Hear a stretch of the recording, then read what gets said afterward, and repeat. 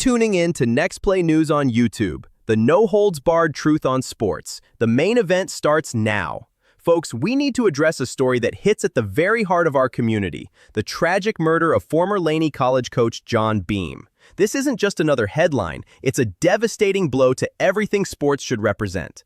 Last night, we released initial coverage about Coach Beam being fatally shot on campus, and since then, shocking new details have emerged that paint a deeply disturbing picture.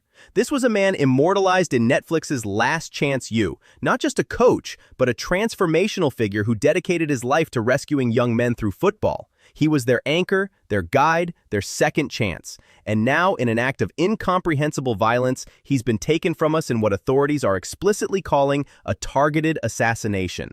Let that term resonate with you. This wasn't a random act of violence, but a deliberate execution.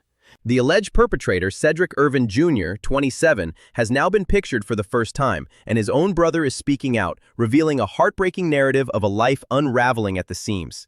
Here's what we now know. Irvin Jr., a former tight end at Skyline High School where Coach Beam once worked, had recently lost his job as a security guard following an altercation. Then came the eviction from his apartment. His brother Samuel describes how Irvin Jr. became increasingly distant, showing animosity toward his own family. The last time they spoke was 5 months ago. He'd essentially become a ghost to his own relatives, who had no idea he owned a firearm. Now here's the critical context that makes this case so disturbing. Irvin Jr. was known to loiter around Laney College's campus. He wasn't a student. He didn't work there. He was just there, hanging around, until Thursday when he allegedly approached Coach Beam near the field house and shot him in the head. Let's be unequivocally clear about what we're witnessing here. This appears to be the catastrophic culmination of a life spiraling into isolation and despair. A man loses his job, loses his home, severs family ties, and then, instead of seeking help, allegedly chooses to destroy one of the community's brightest lights. I want to emphasize this point because it's crucial. While we can analyze the circumstances that led to this tragedy, the mental health crisis, the social isolation, the systemic failures, nothing, absolutely nothing, can justify the calculated decision to take a firearm and end the life of a man who dedicated his existence to helping others.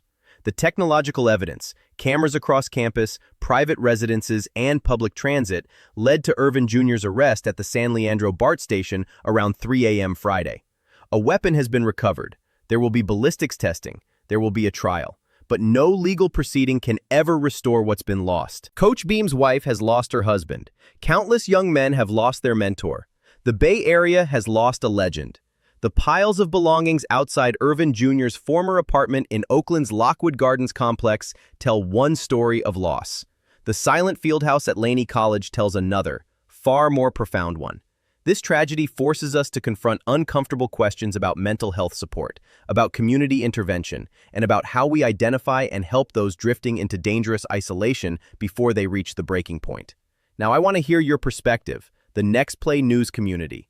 What's your reaction to these devastating new details about the targeted nature of this killing? How do we better create safety nets for individuals experiencing this type of isolating downward spiral? Beyond the criminal investigation, how should communities honor legacy of mentors like Coach Beam? What responsibility do we have to intervene when we see someone clearly struggling with mental health crises? This is a difficult, painful discussion, but it's one we need to have with honesty and compassion.